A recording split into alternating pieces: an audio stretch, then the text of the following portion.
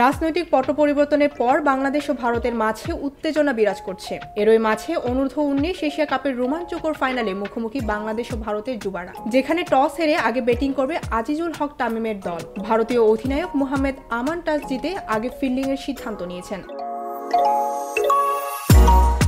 বাংলাদেশের সামনে সুযোগ থাকছে বিজয়ের মাসে এশিয়া কাপের শিরোপা ধরে রাখা। ফাইনালেও নিজের সেরাটা দিয়ে দেশ আরেকবার ক্রিকেট উৎসবে মাতাতে চান বাংলাদেশের অধিনায়ক আজিজুল হাকিম তামিম। এর আগে 2019 যুব এশিয়া কাপ আসরের ফাইনালে প্রথমবার খেলতে নেমে বাংলাদেশ 5 রানে হেরেছিল ভারতের কাছে। সর্বশেষ আসরেও দুই দলের দেখা হয় সেমিফাইনালে। প্রতিশোধ তুলে বাংলাদেশ সেই ম্যাচে ভারতকে টুর্নামেন্ট থেকে বিদায় করে দেয়। পরে ফাইনালে সংযুক্ত আরব আমিরাতকে 195 রানের বিশাল ব্যবধানে হারিয়ে প্রথমবার যুব এশিয়া কাপের শিরোপা উৎসবে মাতে ইয়ং টাইগাররা। এ নিয়ে টানা দ্বিতীয় এবং সব মিলিয়ে তৃতীয়বার লাল সবুজের প্রতিনিধিরা যুব এশিয়া কাপের ফাইনাল খেলেছে। ফাইনালে তাদের প্রতিপক্ষ ভারতীয় যুব এশিয়া কাপের রেকর্ড সর্বোচ্চ 8টি শিরোপা জিতেছে। ইয়ং টাইগাররা একবার কেবল শিরোপা জিতেছে গত আসরে।